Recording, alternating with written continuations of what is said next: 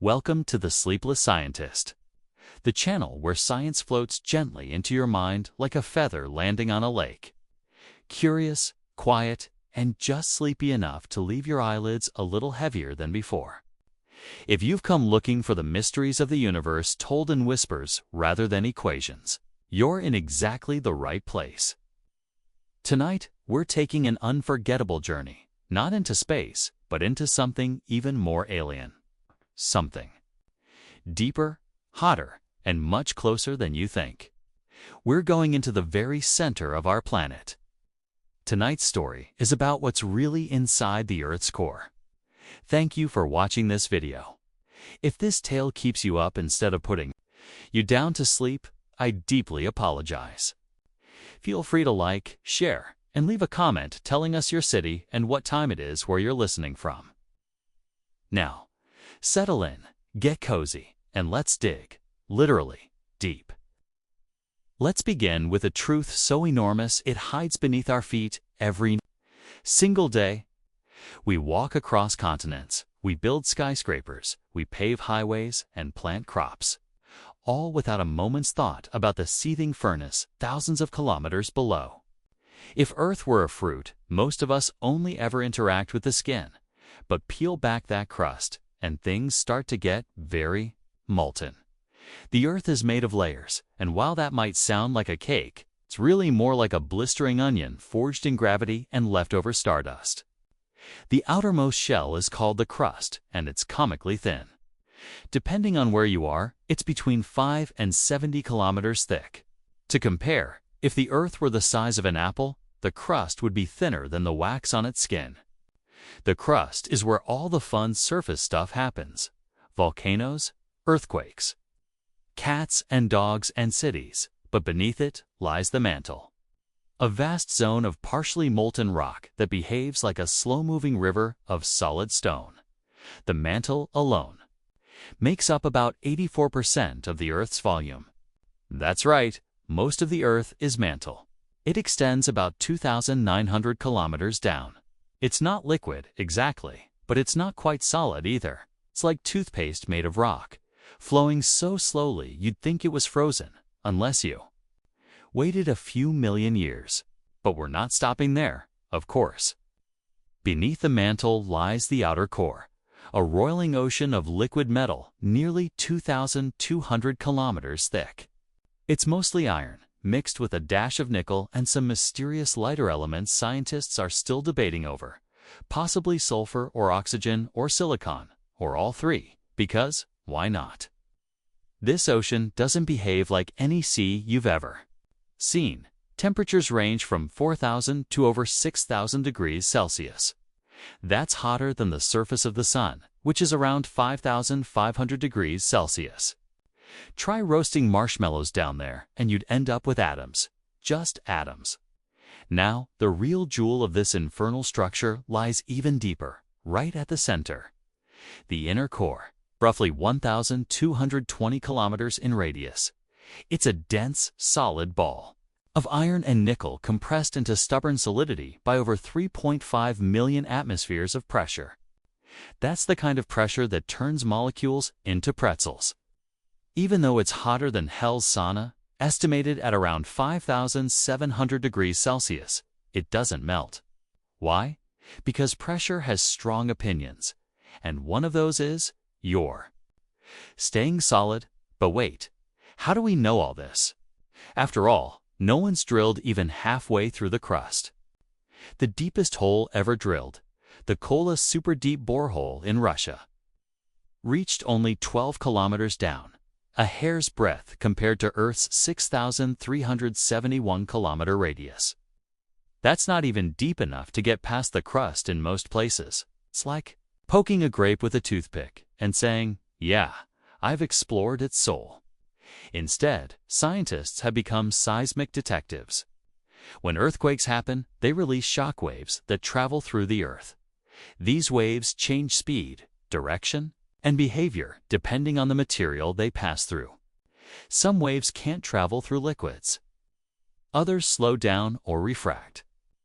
By studying how these waves arrive at various points around the world, scientists have created a detailed CT scan of the planet's interior without ever having to go inside. Seismic waves tell us, for example, that the outer core must be liquid, because one type of wave, shear waves, simply vanish when they try to go through it. They also hint that the inner core is solid because compressional waves bounce off it, in telltale ways, like sonar echoing in a dark cave. In other words, the planet sings, and we listen. Now, let's take a closer look at the outer core. This liquid metal layer doesn't just sit there simmering, it moves. It churns and flows in great swirling currents. Driven by the rotation of the Earth and differences in temperature and composition, this motion generates something incredible: Earth's magnetic field.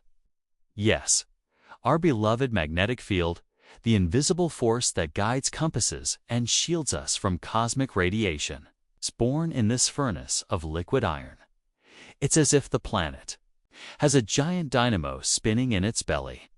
Without the magnetic field, solar wind would strip away our atmosphere faster than you could say, "Where did the oxygen go?" Mars is a good example. It used to have a magnetic field. It doesn't anymore. Now it's a red, dead, dusty rock, while we enjoy auroras and breathable air. The outer core is a place of constant motion.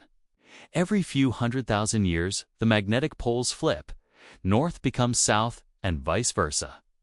This has happened many times in Earth's history, and we're probably overdue for another flip. But don't worry, it doesn't happen overnight. It's more like a slow-motion dance over centuries. Your compass might get confused, but your cat will be fine. Then, tucked inside this magnetic marvel, we find the mysterious inner core.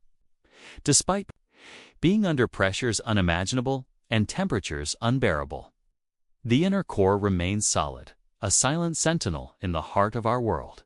It's also growing. Slowly, as the Earth cools, the inner core solidifies bit by bit, accreting metal from the outer core. It grows at a rate of roughly 1 millimeter per year. Not fast enough to throw a party, but over millions of years. Significant. Interestingly, recent studies suggest that the inner core might not be just a boring ball of iron. Some seismic data hint at weird asymmetries, as if one side of the core is slightly different than the other. There's also evidence that the inner core might rotate at a slightly different speed than the rest of the planet. Just imagine a spinning iron heart pulsing quietly beneath our feet. And here's a strange twist. Inside the inner core, there may be ... an even inner core. Some scientists think there's a distinct central region only a few hundred kilometers across that behaves differently under seismic probing. It might be older. It might be made of a different phase of iron. It might be Earth's version of a nesting doll. A core within a planet. We're not entirely sure yet, but the idea is tantalizing. So, what does all this mean for us surface dwellers? For one, it means we owe a lot to something we can never touch. The Earth's core is a paradox of intimacy and inaccessibility. It shapes our magnetic field, controls volcanic activity, drives plate tectonics, and perhaps even contributes to the long-term habitability of the planet. And yet, we know it only through echoes, guesses, and data patterns. Beneath the quiet surface of our everyday world lies a dynamic engine of metal and fire. Older than any mountain, more alien than any moon, and absolutely relentless. It pulses with energy, with history, with secrets still to be uncovered. Deep beneath our feet, far beyond the comfort of forests, oceans, and cities, the inner workings of our planet continue their relentless churn. The Earth's core is more than just a hot lump of metal. It is an active, living component of the planet's machinery. While we often think of the Earth as a solid, stable orb, the truth is that it behaves more like a dynamic, semi-liquid sphere wrapped in motion, pressure, and intense transformation. The closer we look, or rather, the the more carefully we listen to the seismic stories it tells, the stranger and more fascinating it becomes. Let us rewind time a bit. The Earth didn't always have a layered structure like we know today. In the early days of its formation, around 4.5 billion years ago, the planet was a chaotic soup of molten rock and scattered elements left over from the birth of the solar system. Collisions were common, some with objects the size of planets. One of those impacts is believed to have formed the Moon. As the young Earth slowly cooled, heavier elements, particularly iron and nickel, began to sink toward the center due to their density, while lighter silicates floated outward to form the crust and upper mantle. This grand geochemical sorting is called planetary differentiation. It's the ultimate game of gravity, saying, you go here and you go there. This sorting gave rise to the layered Earth we live on. The core we speak of today was forged in those early fiery years. It was, and still is, a metal-rich region. First fully molten, then slowly freezing from the inside out. As the inner core formed, it released latent heat and lighter elements into the outer core, further fueling the convection that drives our magnetic field. But not all of this is evenly distributed. One of the oddest features scientists have found about the core is its asymmetry. Some seismic waves travel faster along paths that go north-south through the core than those that go east-west. This suggests that the inner core might have an uneven crystal structure. Imagine a massive iron snowflake growing under crushing pressure, and you begin to get the picture. Except this snowflake is harder than anything you've ever encountered, and a bit lopsided. There's also the matter of seismic anisotropy. It sounds like a fancy dinner term, but it actually describes how the speed of seismic waves changes depending on the direction they travel through the core. This directional behavior gives us clues about the alignment of iron crystals inside the inner core. Many scientists believe these crystals align parallel to the Earth's rotation axis, much like iron filings around a magnet. Others think the picture is more complex, with layers of differently aligned crystals. Whichever it is, the inner core isn't just solid, it's organized. In its own extreme, superheated way, it's tidy. The core also doesn't keep time like we do. While the Earth rotates once every 24 hours, there is growing evidence that the inner core may spin at a slightly different rate. This phenomenon, called superrotation, means the inner core may complete an extra rotation every few hundred years. But not everyone agrees on this. Some data suggest it recently slowed down, or even briefly reversed direction relative to the surface. It's like a metal gyroscope spinning at the center of the planet with a slightly mischievous schedule. Adding even more intrigue is the idea of the innermost inner core, the core within the core. Researchers studying seismic waves that bounce through the very center of the Earth have noticed that the waves behave differently depending on their path. This suggests a distinct, separate region inside the inner core, about 600 kilometers in diameter. It could have a different crystal structure or orientation than the surrounding inner core. Confirmed, this would be the deepest structural boundary we know of inside the Earth, a kind of final chamber in the planet's hidden architecture. Of course, these discoveries rely entirely on indirect observations. The temperatures, pressures, and depths involved are far beyond what any drill or robot can currently handle. At the core, pressures exceed 360 gigapascals. That's 3.6 million times the pressure at sea level. The temperature, as mentioned earlier, may be as high as 5,700 degrees Celsius. To put that in perspective, the metal in the inner core isn't just solid because it's cold. It's solid because it's being crushed into that state by sheer force.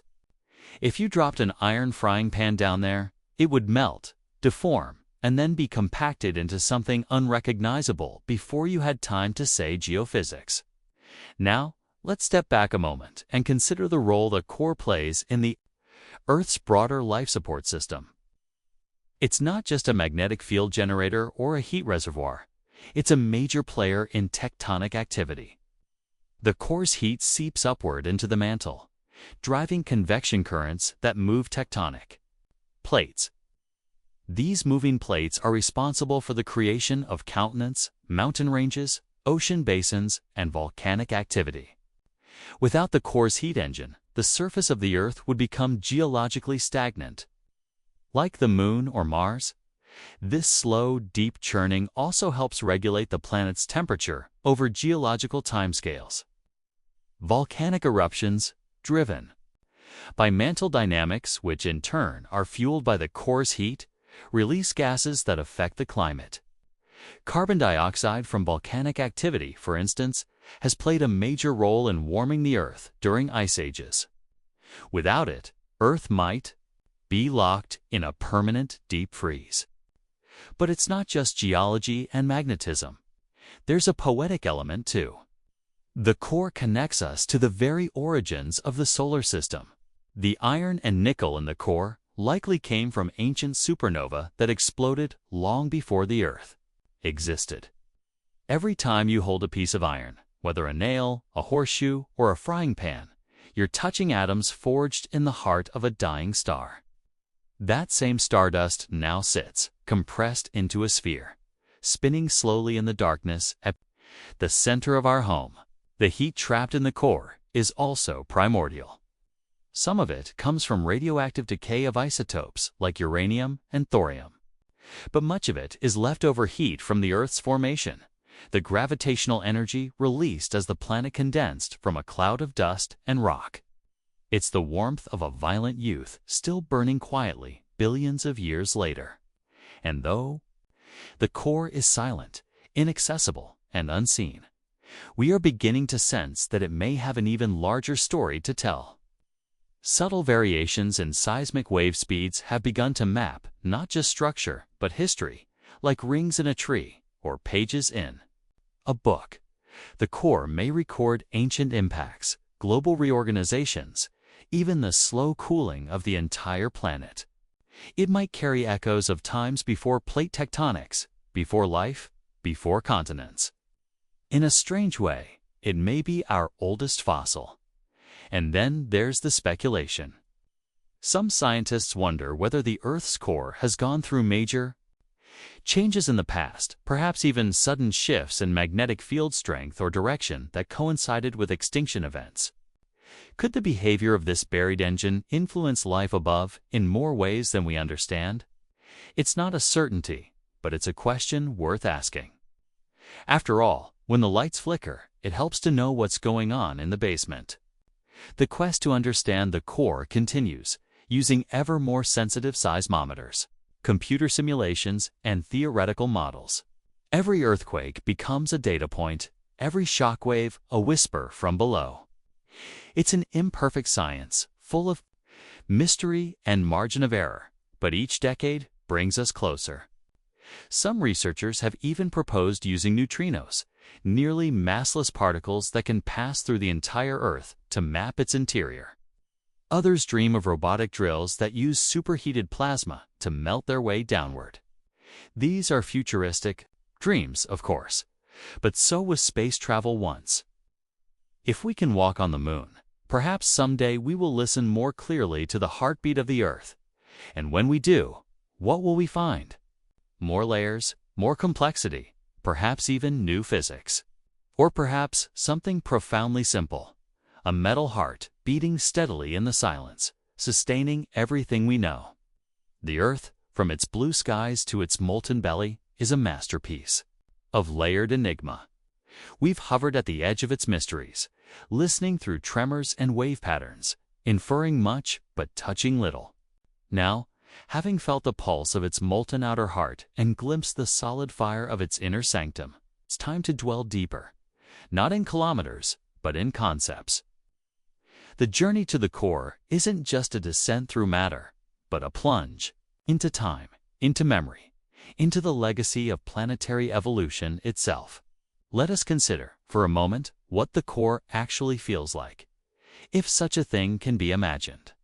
At depths approaching 6,000 kilometers, the pressure becomes utterly incomprehensible.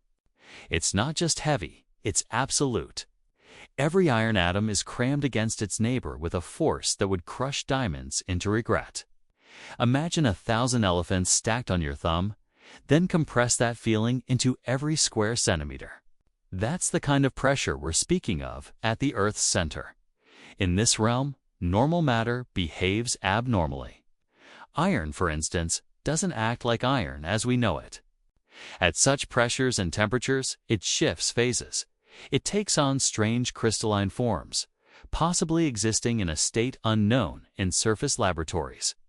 Laboratory experiments using diamond anvil cells and lasers to simulate those conditions suggest that iron becomes hexagonal close-packed in structure at the core. This configuration is more efficient under compression, like stacking oranges in the most stubbornly space-saving way possible. But new data hint at even more exotic arrangements. Perhaps iron isn't the lone architect of the core skeleton. Perhaps, in its centermost regions, it transitions again into some peculiar, higher-order phase. There may be phases of matter that exist nowhere else in the solar system, but right there, beneath our toes. The inner core, as best we understand it, is a slow-growing sphere. But even this growth isn't uniform. Some evidence suggests it may crystallize more rapidly on one side than the other. Specifically, the eastern hemisphere of the core appears to be solidifying faster. This has led scientists to speculate about asymmetries in heat flow, which in turn might be linked to the mantle above. In a strange feedback loop, the behavior of the deep core might influence mantle convection, which then affects tectonics and volcanic patterns. In essence, the activity of our planet's surface, the earthquakes, the drifting continents, the volcanically formed islands may all be connected to which side of the core is having a particularly productive day. And then there's the mystery of the blobs. Yes, blobs, in the lowermost mantle, just above the outer core. Seismic waves slow down dramatically in two gigantic regions, one beneath Africa, the other beneath the Pacific Ocean. These are called large, low shear velocity provinces, or LLSVPs, because geophysicists love acronyms almost as much as magma. These blob-like anomalies could be super hot, super dense regions of chemically distinct material, remnants from early planetary history or the aftermath of ancient collisions. Some even speculate they might be leftovers from the impact that formed the Moon. Whatever they are, they defy the standard onion layer model of the Earth. They are the lumpy raisins in our planetary pudding, and they may play a key role in how heat is transferred from the core to the mantle. Now, let's talk time. The inner core, as it grows, releases heat, but also latent energy from crystallization. Think of it like water turning to ice. It gives off heat even as it solidifies. This slow crystallization releases lighter elements, such as silicon, oxygen, or sulfur, into the outer core, stirring up convection. These swirling currents are what maintain Earth's magnetic field. But here's the kicker. This system isn't eternal. Eventually, billions of years from now, the Earth will cool enough that the entire core solidifies. When that happens, convection will cease, the magnetic field will collapse. Earth will become magnetically naked, exposed to the harsh radiation of space. It won't be an instant doomsday, but the consequences will ripple through the biosphere and atmosphere like slow poison. It's humbling to realize that a process happening 3,000 kilometers beneath our feet will, someday, influence the very survival of life on the surface. The magnetic field doesn't just make compass needles dance. It deflects solar wind, which otherwise would strip our atmosphere bare, molecule by molecule. The northern and southern lights, the auroras, are visible traces of this planetary defense system in action. Without it, the atmosphere would gradually erode, oceans might begin to evaporate, and cosmic rays would bathe the surface in relentless radiation. Not ideal for weekend picnics, But we're not there yet. For now, the core still churns. It still grows. It still protects. Let us also entertain a thought less apocalyptic and more philosophical. If we could somehow send a probe to the center of the Earth, not just a thermometer on a stick, but a full sensor suite capable of recording sound, pressure, heat, structure, what would we find? Would it be silent, or would we hear the deep groaning of metal under gravity's thumb? Would we see a perfectly smooth iron ball, or a complex crystalline labyrinth of density and direction? Would the core be uniform, or would we see zones?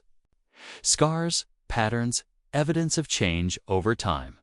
And could such a probe survive?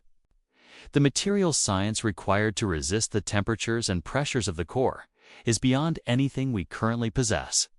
Most metals would melt or deform before reaching the outer mantle. Ceramics crack, electronics fry, even theoretical. Materials like carbon nanostructures wouldn't make it far. It would be like trying to deliver a snowflake into a volcano with a paper envelope. Some science fiction authors imagine tunneling machines that use controlled nuclear explosions or plasma beams to melt their way downward. Others imagine self-replicating nanobots crawling mole-like through the rock, leaving a sensor trail in their wake. Imaginative? Absolutely impossible. For now, yes, but so was flight once. The idea of exploring the core also raises questions of planetary health. There are already debates about deep Earth mining and geothermal drilling. How deep is too deep before we start to alter internal processes we barely understand? Could tapping geothermal energy to aggressively affect convection? Could future technologies disturb the delicate thermal balance between mantle and core? We don't yet know, but the Earth, like any great machine, has moving parts. And meddling with those parts without a manual is rarely advisable. Still, the more we study the Earth's interior, the more we find patterns, structures, and behaviors that are strangely familiar. There are cycles, feedback loops, even rhythms. Some scientists believe the magnetic field undergoes fluctuations on a 100,000-year beat, possibly tied to climatic shifts.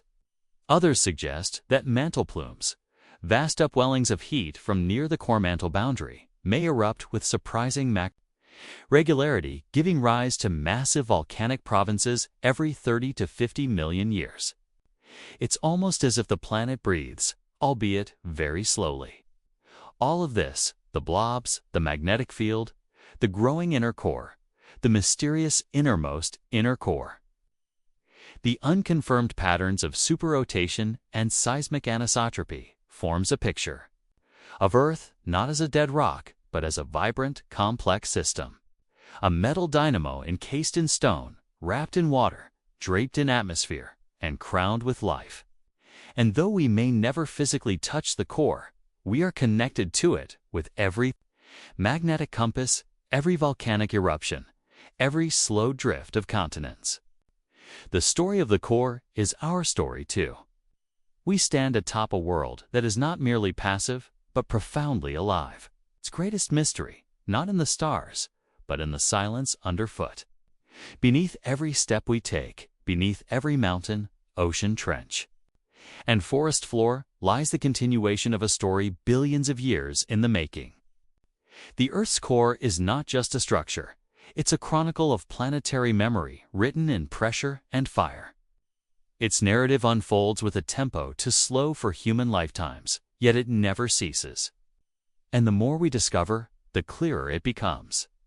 That this inner engine is not merely a passive sphere of metal, but a restless, shaping force, an unsung protagonist in the evolution of Earth itself. Let's pause to marvel at how strange it is that we know so much about something we can't see. The inner core, located 6,371 kilometers from the surface, is completely inaccessible to us. The technology required to even contemplate touching it lies firmly in the realm of speculation. And yet, using earthquake vibrations, high pressure, lab experiments, and mathematical modeling, We've managed to paint a picture of its existence, its structure, and even its behavior. It's as if a blindfolded sculptor, hearing only distant echoes, could carve a statue with astonishing accuracy. Science, in this sense, becomes a kind of deep listening. One of the most fascinating things we've heard is that the inner core may not be static at all. In fact, it may be vibrating.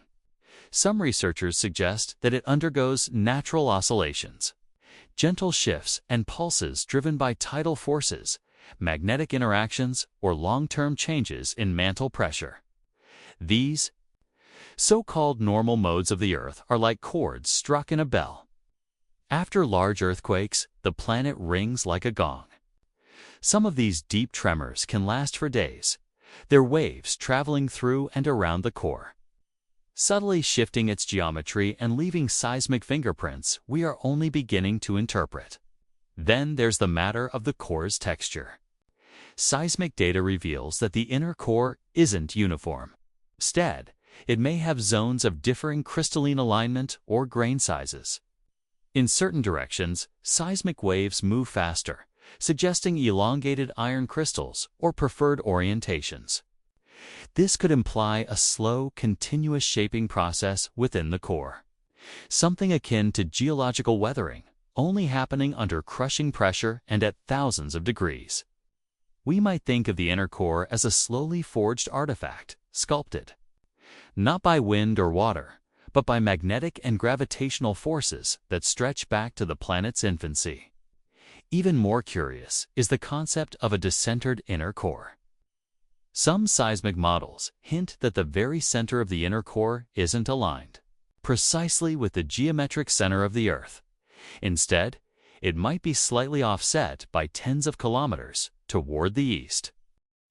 If true, this could have implications for how the inner core grows, how heat is distributed, and how the magnetic field is generated.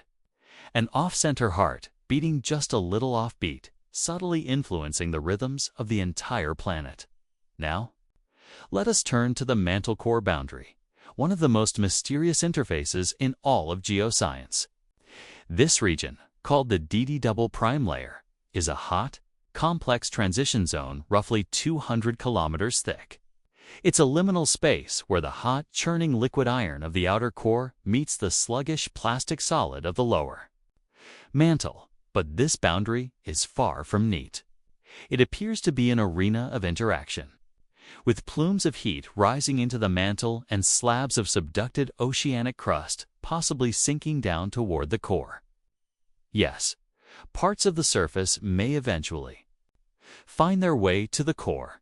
Plate tectonics slowly drags bits of crust and lithosphere into the deep mantle via subduction zones. These slabs sink over tens of millions of years, and some may reach the D layer, where they deform, melt, or linger like ghostly shadows above the core. In this way, Earth's surface is in dialogue with its deepest parts, completing a cycle that spans hundreds of millions of years. Rocks that once formed seafloors may end up influencing core convection. The history of continents may echo through the core's movements. And what of the geomagnetic field, the invisible cloak generated by the outer core's flow? This magnetic field, though intangible, is one of Earth's most vital features. It stretches far beyond the atmosphere, forming the magnetosphere, which shields the planet from solar wind and cosmic radiation. Without it, the sun's constant particle stream would erode our atmosphere like sandpaper on wood, stripping away the conditions that make life possible. But the magnetic field isn't stable, it wanders. The magnetic North Pole has been drifting rapidly in recent decades, moving from northern Canada toward Siberia at speeds of up to 60 kilometers per year. It's an oddly fast shuffle for something so fundamental. And then there's the phenomenon of magnetic reversal, an event where the North and South poles switch places. These reversals have occurred hundreds of times in Earth's past, often unpredictably and sometimes accompanied by periods of magnetic weakening. During a reversal, the magnetic field doesn't just blink off, it becomes chaotic. Patches of reversed polarity can appear at different latitudes, and the field strength can drop significantly. These transitions can take thousands of years. While they're not catastrophic, they could have consequences for satellites, animal navigation, power grids, and radiation exposure. It's another reminder that the core, for all its invisibility, has tangible effects on our daily lives. Some researchers have tried to link magnetic reversals to mass extinctions, but the evidence remains inconclusive. Still, the timing of certain field collapses has coincided with climate changes and biotic shifts. Correlation doesn't imply causation, but it certainly piques scientific curiosity. Could a weakening magnetic field allow more cosmic rays to reach Earth, subtly affecting mutation rates, weather patterns, or cloud formation? The verdict is still out, but the questions alone highlight how intimately tied we are to the deep workings of our planet. The magnetic field also extends far. Beyond Earth, similar fields exist on other planets, but not all. Mars, for example, once had a magnetic field, but it died early in its history. Without its shield, the Martian atmosphere was stripped away, leaving a dry, irradiated husk. Venus, despite being similar in size to Earth, has no strong magnetic field, likely because it lacks a dynamo. Mercury has a weak field, puzzlingly out of proportion for its size. In comparison, Earth's magnetic field is a Goldilocks miracle. Strong enough, stable enough, and persistently active across geological epochs. This comparison casts the Earth's core in a cosmic light. It's not just a ball of metal. It's the reason Earth is blue and alive instead of red and dead. It's the unsung hero of habitability, the molten masterpiece humming beneath everything we know. And the field it produces isn't a static shield. It pulses, it changes, it flickers with solar interaction, creating auroras, electrical storms, and magnetospheric currents. Scientists monitor it constantly, watching for subtle clues about the health of the dynamo below. Satellites measure its strength. Supercomputers model its flow. In a way, we are always listening, ears pressed to the Earth's shell, trying to hear what the core is whispering next. But the story isn't only about what's down there. It's also about how we've learned to understand it.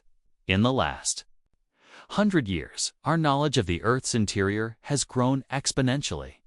From early guesses based on gravity anomalies to the precision of seismic tomography today. We've moved from myth to map, from speculation to science. Every tremor tells a tale. Every anomaly hints at complexity. And still, mysteries remain. What exact processes drive the inner core's growth? What causes the magnetic field to reverse? Is the innermost inner core a relic of a more ancient Earth? Could it preserve evidence of the planet's first magnetic moments? Could it contain chemical clues to Earth's earliest days? Perhaps even the conditions that helped life first emerge. These are the questions that keep geophysicists up at night, scribbling equations and studying data that arrives in waves and whispers. They peer into the planet using algorithms and echoes, always hoping to decode another layer of its deep autobiography. And as they do, we all gain a richer sense of where we stand, not just on the surface of a world, but above a living, spinning core that never sleeps. In the quiet vastness beneath our feet, the Earth's core is not merely a passive molten mass, but an actor in a long, unscripted play of planetary transformation. It performs without audience, hidden beneath nearly 6,400 kilometers of crust and mantle. Yet its effects ripple through everything from the slow drift of continents to the brilliant flicker of polar auroras. To understand what's really inside, the Earth's core is to acknowledge that even the most distant and inaccessible realms can shape the world above in ways both grand and subtle. The story grows stranger as we consider the role of temperature inside the Earth. While we often describe the inner core as solid iron and the outer core as liquid, the lines blur when you examine the pressures and thermal gradients involved. The inner core at temperatures estimated around 5,700 degrees Celsius. Remains solid not because it's cold, but because the pressure is so intense it prevents atoms from slipping past one another. It's the kind of solid that only exists in a universe of immense constraint, held together not by chill, but by compression so great that atoms become uncomfortably acquainted with their neighbors. This principle, known as pressure-induced solidification, means the deeper one descends into the Earth, the stranger material behavior becomes.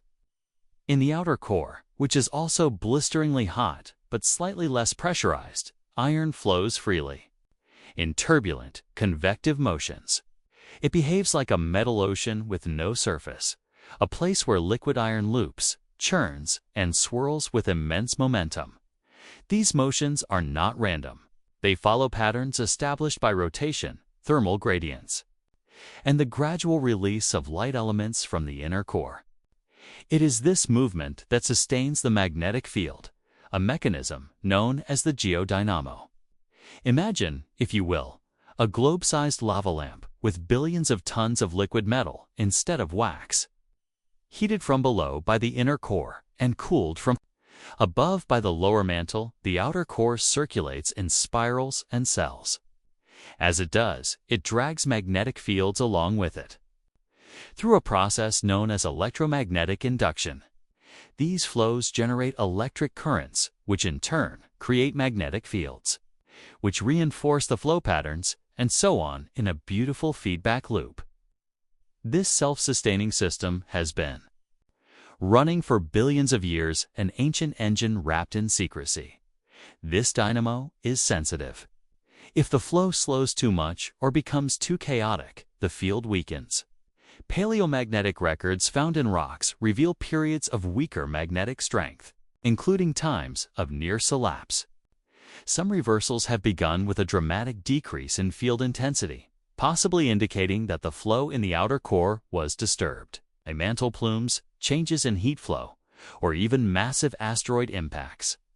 In this way, even celestial events may affect the most buried processes of the Earth. One might ask, what happens if the geodynamo were to stop? Though purely theoretical for now, the consequences would be far-reaching. The Earth's magnetic field would slowly fade, exposing the planet to increased levels of solar radiation. Satellites could be fried, communication networks disrupted, and living organisms, especially those relying on magnetic navigation, thrown into confusion. Over time, the loss of this shield could erode the atmosphere. As happened on Mars, this terrifying potential rests on the continued vigor of a fluid metal core we will never see. And yet, the core continues to surprise. Some seismic observations suggest that parts of the outer core may contain stratified layers, regions where convection has temporarily halted. These stagnant layers might occur due to compositional variations, zones where lighter or heavier elements collect and prevent vertical mixing. Like cream rising in milk, these layers could represent a kind of chemical weather inside the Earth, creating thermal blankets that affect how the inner core grows and how the magnetic field evolves. Understanding this chemistry is complex. Scientists have long debated what lighter elements exist in the core, along with iron and nickel. Candidates include sulfur, silicon, oxygen, hydrogen, and carbon, elements that would affect the density, melting point, and flow characteristics of the outer core. By comparing the seismic behavior of Earth to laboratory models of metal mixtures under high pressure, researchers try to reverse engineer the recipe of this invisible alloy, and the findings are tantalizing.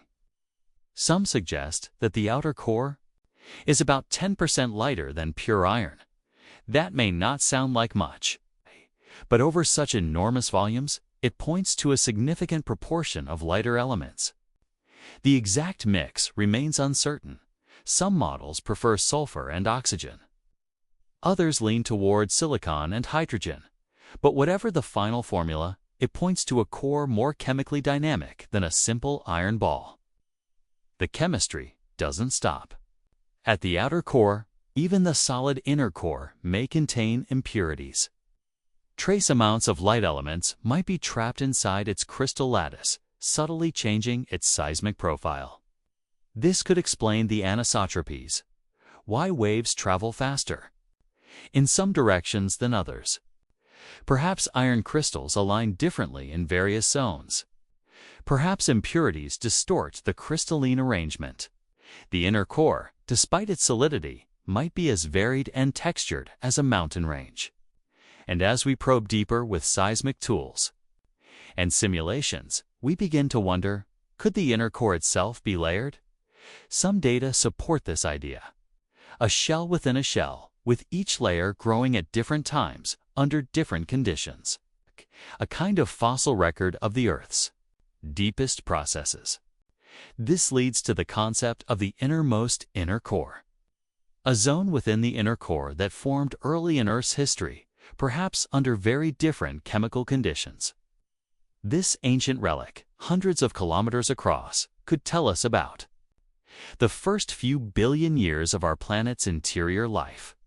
It is not only structurally different, it may be compositionally unique. As speculative as this may sound, the evidence mounts. Seismic waves passing directly through the center of the Earth behave slightly differently depending on direction and path. These differences are subtle but consistent, pointing to complex internal architecture within the inner core. It's a geological Russian nesting doll, inner core within the inner core, within the outer core, within the mantle, within the crust. All of this challenges our assumptions about planetary simplicity. The Earth, though often drawn in textbooks as neat concentric circles, is anything but uniform. It is irregular, asymmetrical, and layered with strange discontinuities. It breathes in heat and exhales magnetic fields. It grows inward while cooling outward. It holds fossils not only in its rocks, but in its very structure, fossils of movement, chemistry, and cosmic inheritance. Let's also not forget that the Earth isn't unique in this regard. Other planets have cores too, though vastly different. Mercury has a core that makes up a staggering 85% of its radius, possibly due to early collisions stripping away its outer layers. Venus likely has a molten core, but lacks a strong magnetic field, perhaps due to slow rotation or internal stalling. Mars, with a once active core, now lies geologically silent. The giant gas planets, Jupiter, Saturn, Uranus, and Neptune, may have cores of rock and metal surrounded by immense layers of metallic hydrogen, but much remains uncertain. And then there's the Moon, our neighbor and companion. Despite its small size, it too has a core, likely composed of iron and sulfur. It once generated a magnetic field, now long faded. Lunar rocks preserve traces of this ancient field, remnants of a time when even that quiet gray orb pulsed with internal heat and motion. Comparative planetology shows us that cores are as diverse as planets themselves. But Earth's core is special, not just for its dynamics, but for its relationship to life, its stability, its heat, its magnetic field, each a factor in the long unfolding of biology on the surface. Without it, we would not exist. In this way, the core is more than a scientific curiosity. It is a protector, a sculptor, a recorder, a hidden history wrapped in metal and shadow. And though we cannot reach it, we hear its signature in every magnetic flicker, in every tectonic shift, in every tremor beneath the sea. The Earth's core is not merely a destination. It is a presence, a vast, hot, unyielding companion to everything we are and everything we do. The further we journey inward, the more apparent it becomes that the Earth's core is not just a mechanical construct, a heat engine or magnetic generator, but a deeply complex living archive of planetary evolution. It hums with memory, wrapped in heat, compressed in silence. We may never physically reach this realm, but the clues it sends upward are as precious as fossils in stone or starlight from galaxies. Every tremor, every flicker of the magnetic field, Every gravitational nuance is a whisper from the planet's hidden heart. Let's now consider a broader question. How do we simulate the core? If we cannot go there, how do we understand it? This challenge has led to the rise of some of the most extreme laboratories on Earth, using devices called diamond anvil cells. Researchers compress tiny samples of iron and other elements between two flawless diamond tips. These diamonds are pressed together with immense force, generating pressures over 300 gigapascals, similar to those in the inner core. To heat the sample, lasers are fired through the diamonds, raising temperatures to thousands of degrees Celsius in a tiny, shimmering speck of matter. It's like building a miniature Earth's core the size of a breadcrumb. These experiments aren't merely academic. They allow scientists to observe how iron behaves under core-like conditions, how it melts, flows, conducts electricity, or vibrates when shocked. The findings inform seismic models, help interpret wave behavior, and refine our understanding of the geodynamo. Sometimes, the results are unexpected. For instance, one study found that under extreme pressure, iron becomes more transparent to sound waves than predicted, suggesting that seismic waves might travel faster in some core regions than previously thought. Another discovered that adding small amounts of silicon or hydrogen dramatically alters iron's melting point, an insight with direct implications for the outer core's behavior. And while laboratory studies replicate tiny pieces of the core's environment, computers do the rest.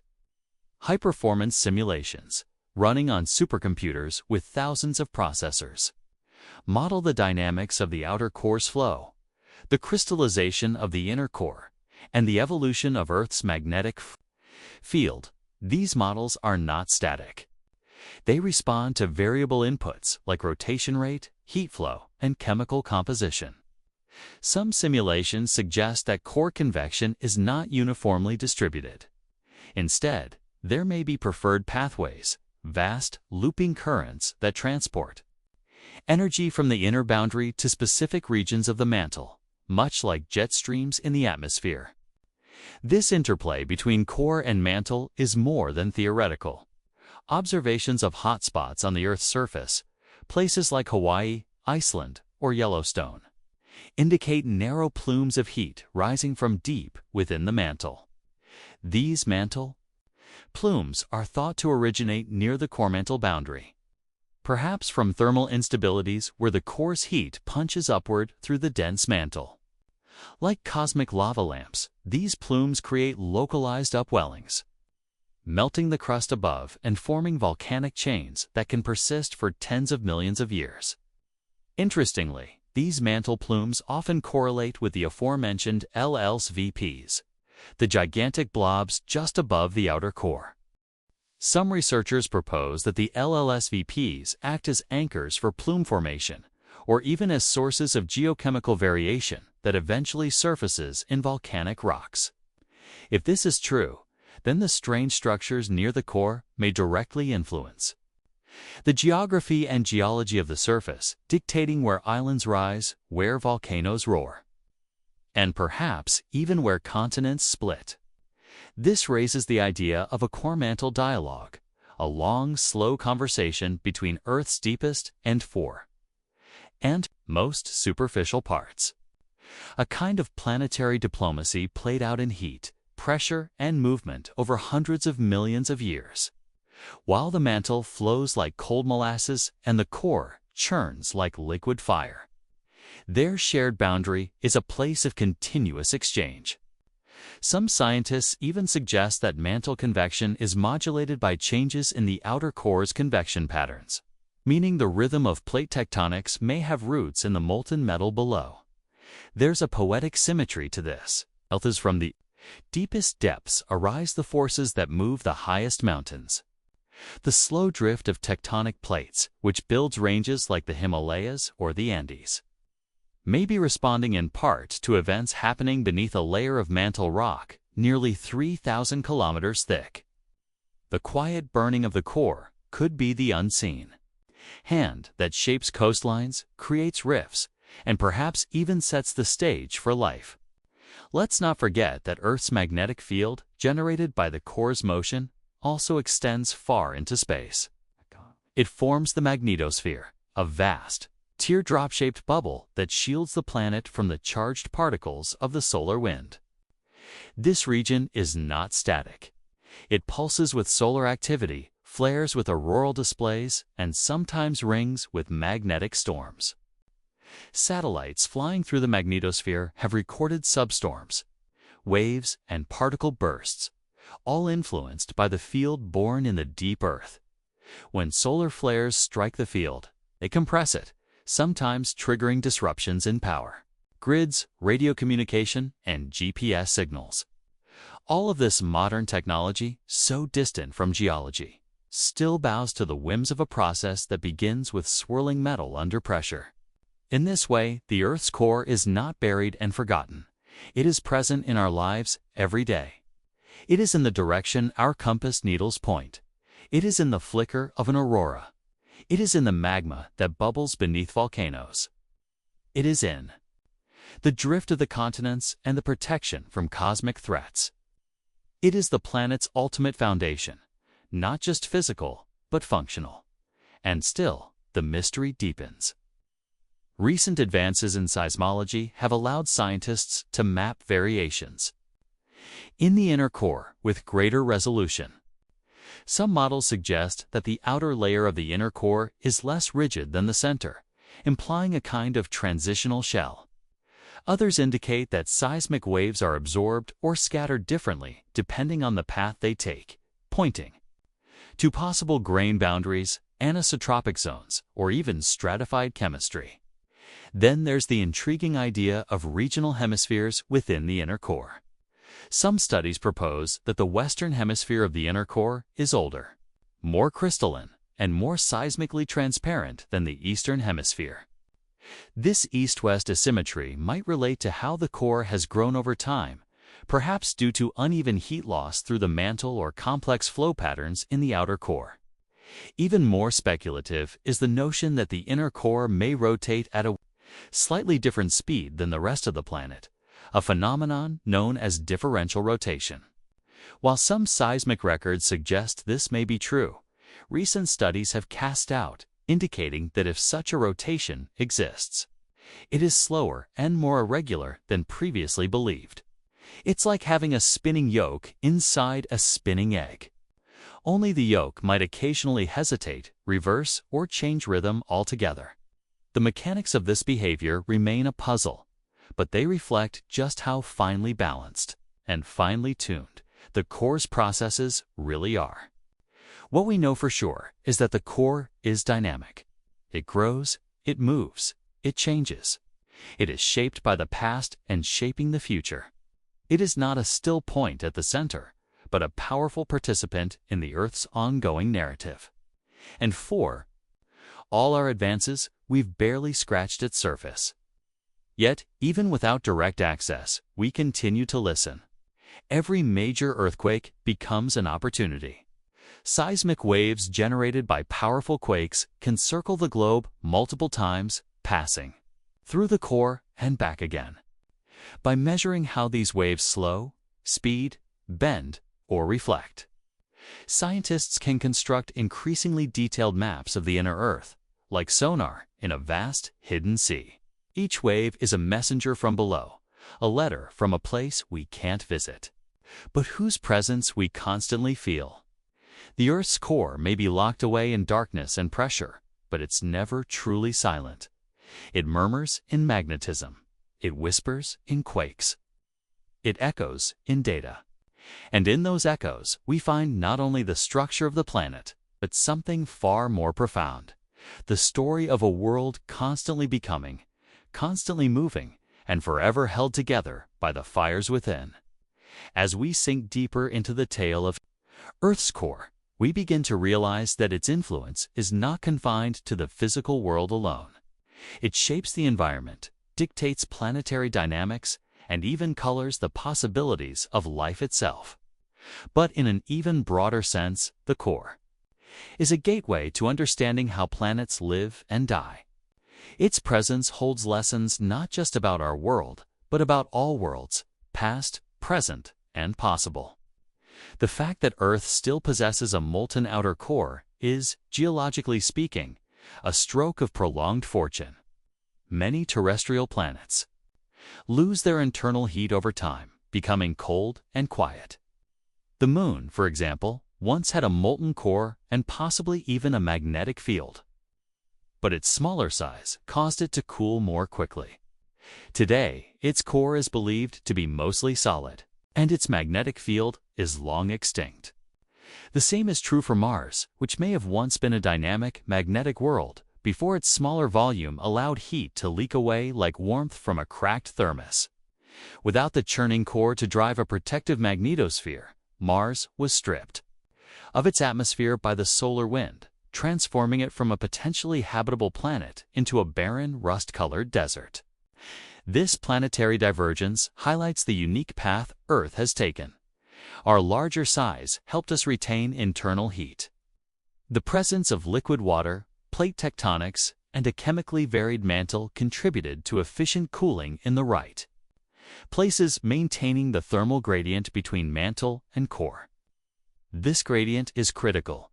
Too much insulation, and the core stagnates. Too little, and it cools too quickly. Earth seems to balance the rate of heat loss with the vigor of convection. Just right, sustaining the geodynamo over billions of years. Yet it hasn't always been perfectly stable.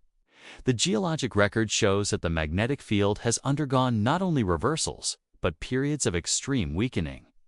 One such episode, called the Lachamp event, occurred around 42,000 years ago. During this brief reversal, the magnetic field strength dropped to about 10% of its current value. The planet's shield was thin, and the effects may have been significant, altering radiation exposure, atmospheric chemistry, and even patterns of extinction or migration among ancient humans and animals. While the exact biological consequences of field collapses remain debated, the potential for disruption is real. Our increasingly technological civilization depends on systems sensitive to electromagnetic fluctuations. Satellites, power grids, and communication networks all rely on the relative stability of Earth's magnetic environment. A sudden change in the field's strength or orientation could trigger global challenges, not the least of which would be trying to recalibrate every navigation system on the planet. This vulnerability reinforces the value of understanding the core's behavior. If we can model its dynamics with greater precision, we might be able to forecast future reversals or periods of magnetic weakening. Such foresight would allow us to prepare to shield critical infrastructure, and perhaps even to better interpret ancient events in Earth's history that remain cloaked in mystery. But the core is not just a source of danger or drama. It is a stabilizer, a balancer of forces, a reason for Earth's remarkable resilience. Consider this. The solid inner core is slowly growing, crystallizing iron from the liquid outer core. Over time, as it does so, it releases not only heat, but buoyant light elements that rise and stir the outer core's flow. This process acts as a kind of energy recycling system, a way for the Earth to maintain its magnetic vitality. The more the inner core grows, the more vigorously the outer core churns. And that churn is the lifeblood of the magnetic field. This positive feedback loop is beautifully efficient. It turns the act of cooling, a seemingly destructive process, into a sustaining one. Even as the planet ages, it finds new ways to keep its heart beating. The crystallization of the inner core, which began perhaps 1 to 1.5 billion years ago, marked a turning point. Before that, the geodynamo may have been driven primarily by thermal convection alone. The addition of compositional convection from crystallization gave it a second wind, a new source of motion. Like the second stage of a rocket kicking in just as the first loses fuel. Understanding when and how the inner core formed is crucial. By examining ancient rocks that retain magnetic signals, scientists try to estimate when the field became strong and stable. These magnetic relics are stored in igneous rocks, volcanic, material that cooled on the surface and locked in the direction and intensity of Earth's magnetic field at the time. Some of the oldest magnetic minerals, dating back more than 3 billion years, hint at a weaker, more erratic field in the planet's early life. It wasn't until the inner core began to solidify that the field achieved the strength and stability we enjoy today. In that sense, the core isn't just responsible for the planet's present. It's a silent force that shaped the conditions under which life evolved. Without the magnetic field to shield early Earth from harmful solar radiation, the development of complex life would have been far more difficult. The early atmosphere, particularly vulnerable to solar stripping, may have been preserved thanks to this invisible armor. The oceans, too, might have remained liquid because the magnetic field helped stabilize the climate by preventing excessive atmospheric loss. In these ways, the molten and solid iron deep within the Earth played a quiet but critical role in the story of life itself. Now, let's turn our gaze momentarily to the future. The Earth will not always be as it is now. In billions of years, as the planet continues to cool, the inner core will grow until it eventually consumes the outer core. Once the outer core is fully solidified, convection will cease. The magnetic field will collapse, and the Earth will lose its shield. This may not spell instant doom. Life, if it still exists, may adapt or find technological solutions, but the change will be profound. Interestingly, some models suggest that the very act of total solidification may trigger a new kind of geophysical regime. The planet's heat would then be transported only through conduction, much less efficient than convection. This change would not only affect the magnetic field, but also mantle convection, plate tectonics, and volcanic activity. In effect, the Earth would become geologically inert, like the Moon or Mercury. It would enter its twilight phase, a world cooling into silence. And what of us? What can we do with this knowledge of the core, this slow-turning mystery beneath our feet? Perhaps we cannot influence it directly, but understanding it changes how we see the world. It reminds us that the Earth is not just a surface to stand on, but a complex, dynamic entity, that beneath the ground lies a realm of pressure, motion, and lightless fire, that even the most familiar things, a compass needle, a volcanic island, a brilliant aurora, are born of processes we will never see, but which shape every moment of our lives. This is the value of studying the core, not only for the science it provides, but for the perspective it offers. It tells us that life is not random, but conditional, that our planet's kindness, its warmth, protection, and habitability rests on phenomena we rarely consider. The core may be out of sight, but it is never out of play, and so we continue to listen. With seismographs, satellites, simulations, and lasers, we strain to understand what lies below. The core, for all its distance, has become a partner in our exploration, not of space, but of depth. And in every signal it sends, we hear a message of motion, a reminder that even in the darkest and most remote places, there is movement, complexity, and purpose. Deep below the crust where we build our cities, far beneath the mountains and oceans we know so well, the Earth hides a secret world of silence and violence, stillness and motion.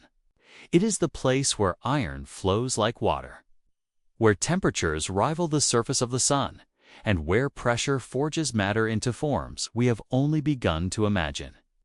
This world, the Earth's core, is both an origin and an ending, the place where the planet's story begins and where, someday, it may also wind down. But in this long planetary chapter we currently live in, the core is more alive than ever, whispering secrets into seismic waves and roaring invisibly through the auroras that dance across polar skies. What's remarkable, and perhaps a little unnerving, is that we can't fully predict what the core will do next. We know it's dynamic. We know it changes. But the timescales it operates on are often too vast and the measurements too limited to forecast its future with confidence. We observe shifts in the magnetic field, its slow drift, its regional weakening, and its rapid pole migration, but we don't yet understand the deeper impulses that cause them. It's like watching the tip of an iceberg, bobbing and spinning, while the massive force underneath remains concealed. Some data even suggest that the inner core's growth is not symmetrical. One hemisphere might be crystallizing faster than the other, as if the core were solidifying with a planetary limp. This imbalance might tilt the inner core off-center, create variations in field intensity, or even explain some of the strange patterns we observe in seismic wave behavior. If one side of the inner core is older, denser, or more chemically distinct, the entire geodynamo process could be subtly lopsided, turbulent and unpredictable in ways we've yet to fully model. And then there's the question of longevity. How much fuel does the core have left? Right now, the combination of thermal convection and compositional convection keeps the outer core swirling and the magnetic field spinning. But this system runs on finite energy.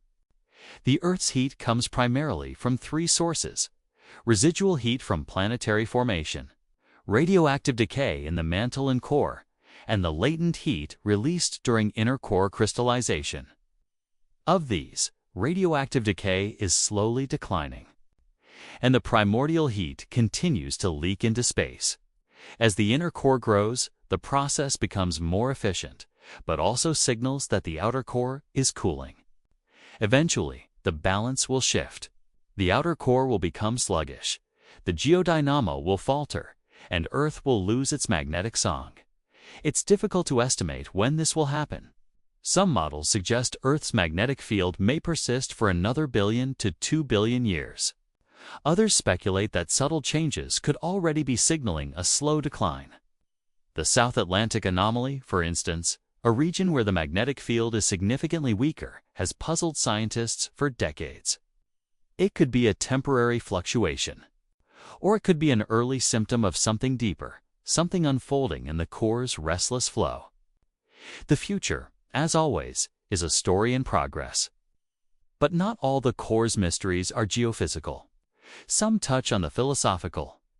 Consider this: the core, by its very nature, is the most isolated place on Earth.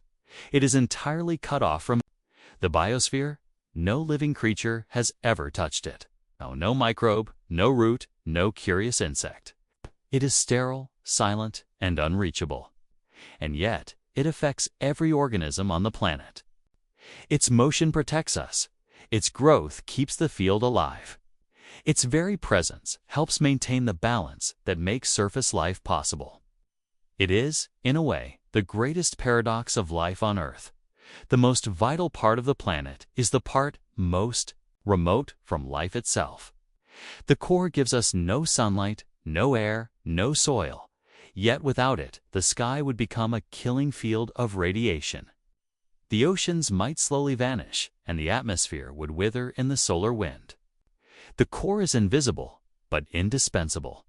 It is not part of life, but the condition for life. This paradox deepens when we consider the origins of the core.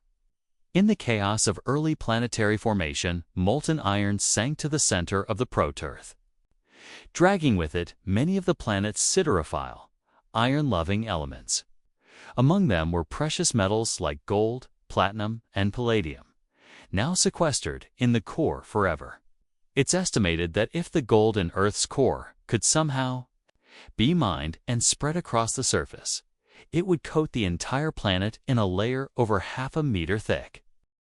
The core, then, is not only the planet's furnace, but its treasure vault, a place where unimaginable wealth lies buried, unreachable for all time. And yet, that very sequestering of heavy elements is what allowed the crust to become chemically diverse. With iron and other dense metals removed to the center, lighter silicates and oxides formed the mantle and crust, setting the stage for the planet's surface chemistry. Without this differentiation, Earth would be compositionally homogeneous, a lifeless gray rock with no atmosphere, no oceans, and no organic chemistry. The act of segregation, the violence of planetary layering, was the price of future beauty. The core's formation was not only physical, but alchemical.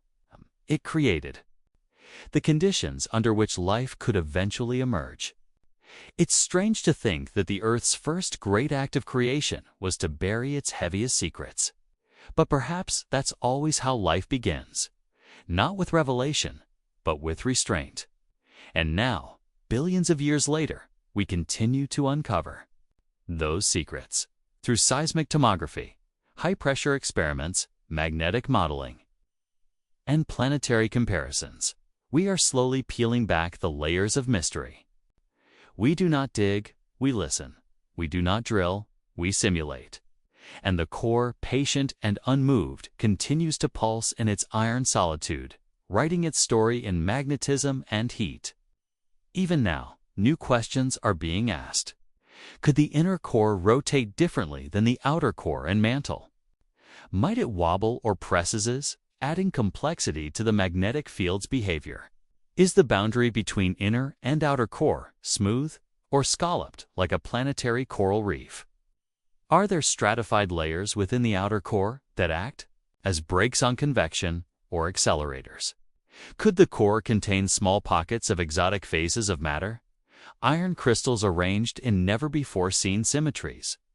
And could these variations be tied to changes in the field that occur not over millions of years, but decades? These are not idle questions. They connect directly to the modern world. Navigation systems, aviation routes, communication networks, and satellite constellations all depend on magnetic predictability. A subtle shift in the field can alter satellite orientation, confuse animal migration, or interfere with power grids. Knowing how and why the field changes isn't just academic. It's essential for technology, safety, and even biodiversity. The core, in this way, reminds us that deep time and deep space are not abstractions. They live with us, through us. We are shaped by them, even as we remain unaware. The tremor that jolts a city awake, the compass that leads a hiker through forested trails, the aurora that paints the sky green and violet, each is a message from the deep. And in that message is both warning and wonder. The Earth is not static, it is not finished. It is a work in progress, still cooling, still shifting, still dreaming in metal and motion. And the core, that iron cradle wrapped in mystery, is its beating heart. Beneath the stillness of forests, the rhythm of oceans, and the silence of deserts, the Earth's heart keeps pulsing. This silent core, forged from the remnants of star stuff, remains hidden yet profoundly connected to everything we touch. And, see, it does not sleep, does not rest, and though it has existed for billions of years, its tale is far from over. As we draw closer to the end of this exploration, we come to recognize that understanding the Earth's core is not about reaching its center, but about comprehending the depth of its influence on geology, on life, and on the strange, slow clockwork of the planet itself. Let us return to the concept of time, because nothing in the core happens quickly. The processes that define it, the slow growth of the inner core, the swirling loops of molten iron in the outer core, the gradual leak of heat into the overlying mantle are as slow as mountains moving, as steady as the stars wheeling overhead. We live in seconds, the core lives in eons. Its temperature has changed by perhaps only a few hundred degrees over the last billion years. Its structure has shifted not in days or years, but over epochs measured in millions of lifetimes. And yet, this slowness is deceptive. A tease. The core's influence is continuous. Every second, it drives the magnetic field that shields our planet from cosmic radiation. Every moment, it sustains the deep geodynamic engine that powers volcanic eruptions, mountain building, and continental drift. Without it, Earth would be geologically dead. A silent orb, stripped of its atmosphere, scorched by the sun, and drifting without purpose. The geodynamo, still not completely understood, continues to fascinate. At its heart lies a paradox. Chaos creates order. Turbulent convection in the outer core, with all its swirling unpredictability, somehow gives rise to a coherent, stable magnetic field that envelops the entire planet. It is as though the random crashing of waves produced a perfect melody. The motion of liquid iron, interacting with existing magnetic fields, generates electrical currents that then reinforce and sustain those fields. The feedback loop is self-amplifying, delicate, and persistent. Scientists model this process using massive computational fluid dynamics simulations, tracing the evolution of virtual iron under conditions that mirror the core's heat and rotation. These models show us how vortices twist, how plumes rise, how eddies collapse, and how polarity can suddenly reverse. A simulation that runs for days on a supercomputer might represent only 1,000 years of core activity, a blink in planetary time. But from these blinks, we begin to glimpse the pattern behind the pulse. And sometimes, the field doesn't behave. The last few centuries have shown us that the magnetic North Pole is on the move, fast. It has drifted from northern Canada toward Siberia, shifting at rates exceeding 50 kilometers per year. Why? The exact mechanism is unclear. But changes in the flow of the outer core beneath the North Pole may be pushing the magnetic field eastward. It's not unusual in geological terms, but it's unprecedented in the age of satellites and GPS. Scientists have had to adjust navigation models more frequently than ever before. The South Atlantic anomaly. That strange dip in field strength over parts of South America and the southern Atlantic Ocean is another piece of the puzzle. It's growing, and its center seems to be moving westward. Satellites passing through this region experience increased radiation exposure, often forcing operators to shut down sensitive instruments. Is it a temporary quirk, a sign of an impending reversal, or perhaps a more permanent restructuring of the magnetic field? The data remain inconclusive, but the questions grow louder. We also begin to ask whether the core responds to more than just internal forces.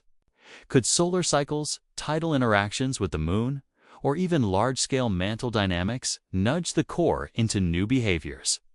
The Earth, after all, is not isolated. It's part of a complex gravitational and magnetic ballet involving the Sun, the Moon, and the rest of the solar system. Subtle variations in orbital tilt, axial wobble, and planetary alignment could modulate heat flow at the mantle core boundary or shift the angular momentum of the planet in ways that affect internal motion. This opens the door to even broader implications. If Earth's core is influenced by such distant events, could that mean other planets' cores are too? Could there be a pattern to planetary magnetism that stretches beyond Earth, a kind of cosmic choreography guiding the rise and fall of magnetic fields across the solar system? Take Jupiter, for example. Its magnetic field is 14 times stronger than Earth's and shaped by the motion of metallic hydrogen deep in its interior. Or Saturn, with its nearly symmetrical field, the cause of which remains a mystery. Uranus and Neptune spin with axes tilted at wild angles, generating magnetic fields that corkscrew through space in chaotic spirals. Each planet's field is a fingerprint, and behind each fingerprint lies a core of some kind, molten, metallic, or otherwise exotic. And then we look back to Earth with renewed appreciation. Our magnetic field may seem ordinary, but in truth, it is exceptional in its stability and strength. It has persisted for over 3.5 billion years, longer than most of the solar system's magnetic fields. This endurance is rare. It implies a balanced core, a stable rotation, a planet that has managed to remain internally active through all the cosmic mayhem of asteroid impacts, ice ages, and supercontinent cycles. That inner balance has helped shape the surface environment too. The tectonic plates that shift and collide, giving rise to mountains and earthquakes, are influenced by the heat escaping from the core. Hotspots like those under Hawaii or Iceland are fueled by deep plumes that may originate near the core mantle boundary.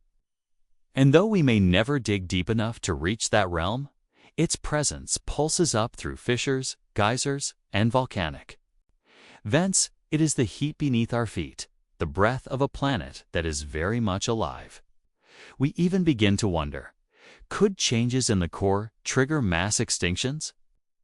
While speculative, the idea is not absurd. A sudden drop in magnetic field strength, for example, could expose the planet to harmful radiation, disrupt climate systems, or trigger changes in ocean circulation. Likewise, a sharp increase in core temperature could accelerate plume activity, leading to massive volcanic eruptions known as large igneous provinces. These events have been linked in time to several major extinction pulses in Earth's past. Though correlation is not causation, the possibility remains a topic of serious study. The more we learn, the more it seems that the core is not just a boundary, it's a player in the grand drama of life. It shapes continents, steers the weather, protects the sky, and perhaps even writes the rules by which evolution unfolds. Its silence is deceptive. Its remoteness is an illusion. The core is not distant. It is the root from which everything else grows. And so we continue our efforts, quietly, diligently, obsessively, to understand what lies beneath. We drill. We measure. We simulate. We compare. And with each new clue, the mystery deepens. The more we understand, the more we realize how much we still do not know. But in that mystery is wonder. In that silence is story. And in that story, we find ourselves. Tiny creatures clinging to the surface of a vast, complex, living sphere, whose true heart is hidden in shadow, but always beating. At the center of it all, beneath the thin shell of continents, the shifting plates, the roaring oceans, the howling winds, and the breath of life that colors Earth's surface, lies a realm of solitude and fire. The Earth's core, solid and liquid, dense and dynamic, invisible yet vital, beats with the energy of an ancient engine.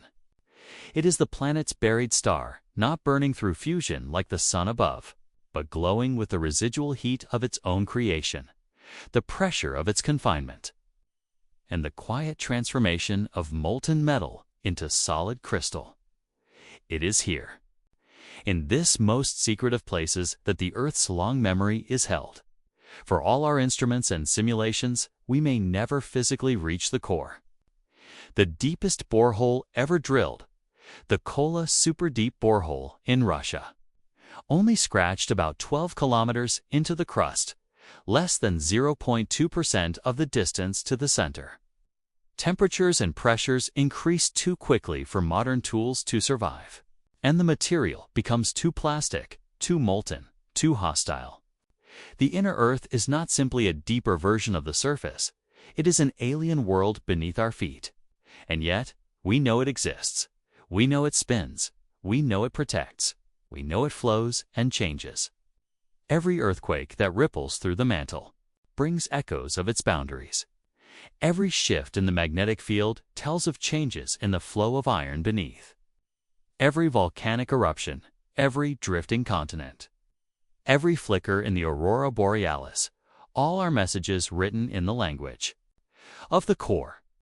The Earth speaks through its heart, and we, finally, are learning to listen. The future of this listening is promising.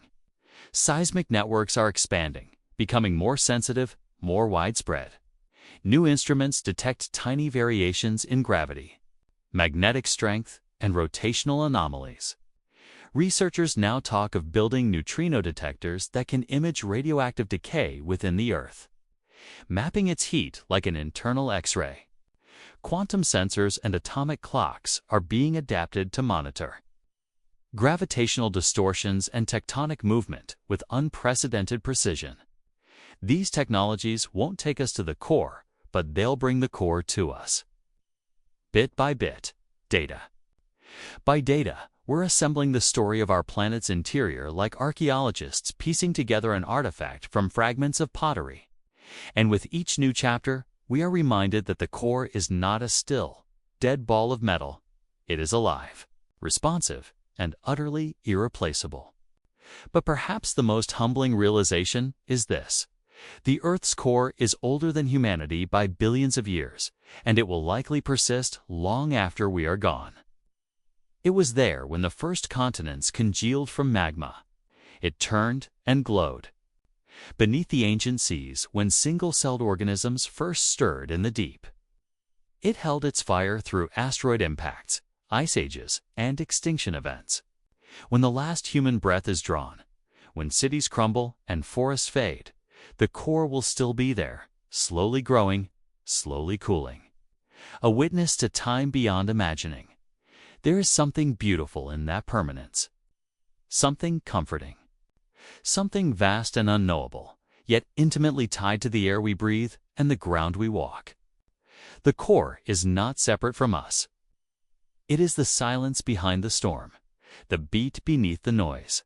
It is gravity's grip, magnetic memory, and the echo of planetary birth.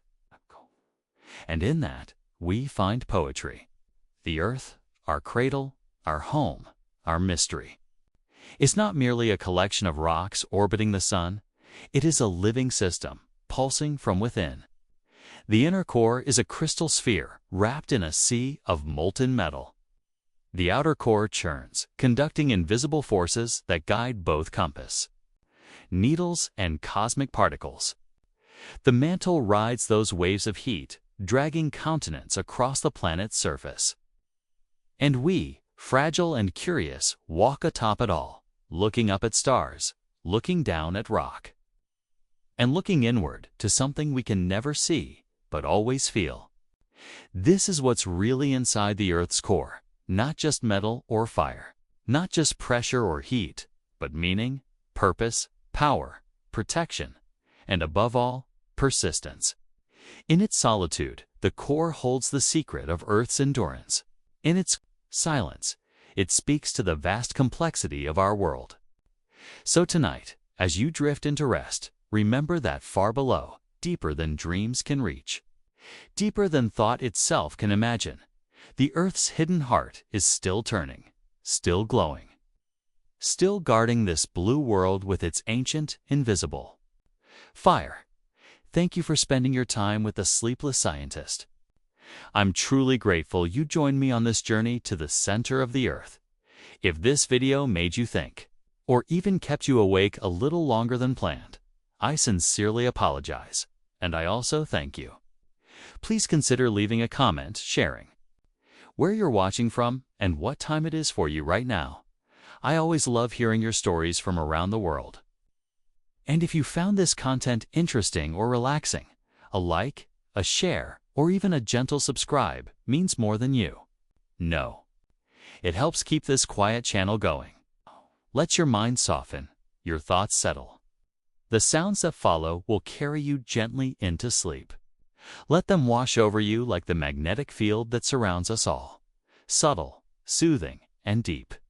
Good night.